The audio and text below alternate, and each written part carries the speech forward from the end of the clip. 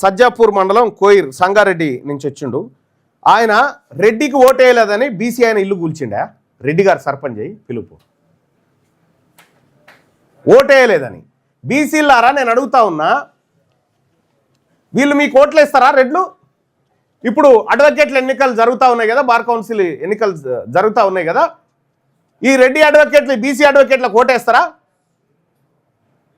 కుతికేదగి పడ్డారు మొత్తం రెడ్లకు టిక్కులు పెట్టుకుంటూ పోతారు. వాళ్ళు రెడ్ల ముంగట 1 నెంబర్లు వేసుకుంటూ పోతారు. మరి బీసీ అడ్వకేట్లు ఏం చేయాలి?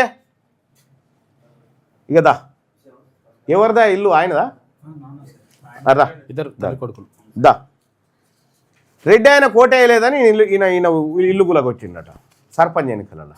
ఏం జరిగింది పెద్ద ఆయన మైకి?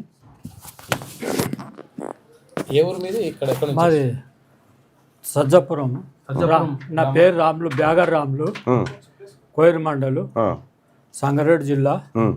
ఆడికి 50 సంవత్సరాల నుంచి ఆ తల్లంలో పట్టున్నాం మేము. అప్పుడు పశువులు కాసుకుంటా, పశువుల మేత పెట్టుకుంటా ఉన్నాము. ఇక ఉండి ఇంత పశువులకు ఇంత రేకులు వేసుకొని ఉన్నాం. అయితే దాన్ని ఇంత ఓ రూమ్ లాగా కట్టుకొని అక్కడ పశువులు కాసుకొని ఉందామని పెట్టుకున్నాం. అయితే దాన్ని పెట్టుకుంటుంటే వచ్చి ప్రమాణ స్వీకారం చేసి, ఎవరు ప్రమాణ స్వీకారం చేసింది? ఎవరు?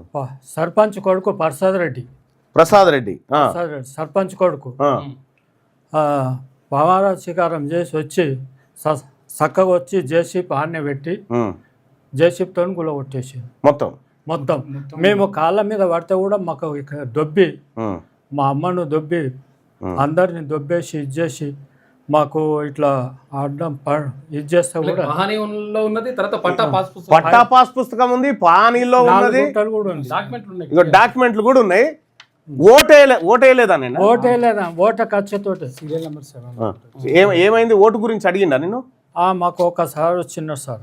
ఒకసారి అందరు సరే అడిగండి సార్, సరే పటేలా అని అన్నాం. సరే వచ్చినందుకు సరే పటేలా అని గమ్మనున్నాం. వీళ్ళు ఏం చేశారంటే ప్రీ ప్లాన్ గానే మనకు మా ఎప్పటి నుంచి ఉంది, 50 రోజులు తాతల నుంచి ఉంది, ఉన్న జాగాల కట్టుకుని ఏదో కుదర. ఇది సర్పంచ్ ఎలక్షన్ల పంచాయతీనా? ఎలక్షన్ అయిన రోజు గెలిచి ప్రమాణ స్వీకారం చేసే రోజే రెడ్డి గారు పోగానే మనోంది షెడ్డు గిడ్డంతా ఊడబిక్కి బయటేసిండట. ఇగో ఇది ఇక బీసీలారా, ఎస్సీలారా, ఎస్టీలారా, మైనార్టీ సోదరులారా, వాళ్ళ చేతిలో అధికారం ఉంటే జేసీబీ ఉంది. అదే మన బీసీల చేతిలో ఉంటే వీళ్ళ ఫామ్ హౌజులన్నీ గులగొట్టమా? వీళ్ళ ఫామ్ హౌజులు వీళ్ళ రాజ్యాన్ని గులగొట్టమా? ఇప్పుడు బార్ అసోసియేషన్ ఎన్నికల్లో పోటీ చేస్తున్నటువంటి మిత్రులారా, అడ్వకేట్స్ ఎన్నికలు జరుగుతూ ఉన్నాయి కదా, గీన ఓటేసేటప్పుడు గీనని యాద్ చేసుకోరి. వాడు ఎవ్వరు మనోడు కాదు, మీకు పొరపాటున కూడా ఓటేయడు. నువ్వు గుర్తుపెట్టుకో, పొరపాటున కూడా వాడు నీకు ఓటేయడు. అడ్వకేట్ ఎన్నికల్లో బీసీ అడ్వకేట్ సోదరులారా, మీరు బీసీల కోట్లేయండి, ఇంకెంతకాలం చదువుకున్నారు కదా, కన్న ముంగట గిన్ని దారుణాలు జరుగుతూ ఉంటే ఇదే హైకోర్టులో కదా మన బీసీల రిజర్వేషన్ ఆపింది వీళ్ళు. ఇదే హైకోర్టులో వీళ్ళు మన బీసీల రిజర్వేషన్ ఆపిరు కదా. బీసీ అడ్వకేట్ సోదరులారా,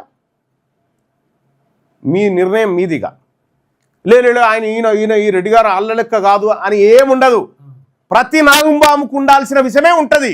నాగుంబాముకి ఇది గరిస్తే చచ్చిపోము, ఇది గరిస్తే జర గోకినట్టు అవుతుంది, ఇది గరిస్తే నాగుంబామే గుర్తుపెట్టుకోరు.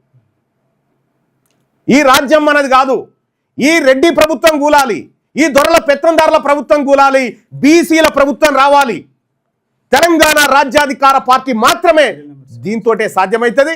అలాగే తెలంగాణ రాజ్యాధికార పార్టీ రాబోయేటువంటి తెలంగాణ రాజ్యాధికార పార్టీ రాబోయేటువంటి మున్సిపల్ ఎన్నికల్లో పోటీ చేస్తూ ఉంది. ఏమవుతుందివా? ఎన్ని రోజులు బతో ఈ భూమి మీద? ఇంకా అందరం ఏదో ఒకనాడు చచ్చేదే, కానీ బతుకున్నప్పుడే ఏం చేస్తున్నాం అనేది లెక్క. దానికోసం బీసీ యువకులారా, బీసీ మేధావులారా, ఈ బీసీ ఉద్యమంలోకి రండి. ఒక్క నిమిషం మీ సెల్ ఫోన్కు పని చెప్పండి, సోషల్ మీడియా వారియర్గా నిలబడండి. ఈ అన్యాయాన్ని, ఇటువంటి అన్యాయాలు ఇది ఒక్కటే, అనేకమైనటువంటి దోపిడీలు ఉన్నాయి. ఇంకా ఈ దోపిడీ రాజ్యాన్ని కూల్చాలంటే మీరు మీ సెల్ ఫోన్లకు పని చెప్పి సోషల్ మీడియా వారియర్లుగా మారాల్సిందే.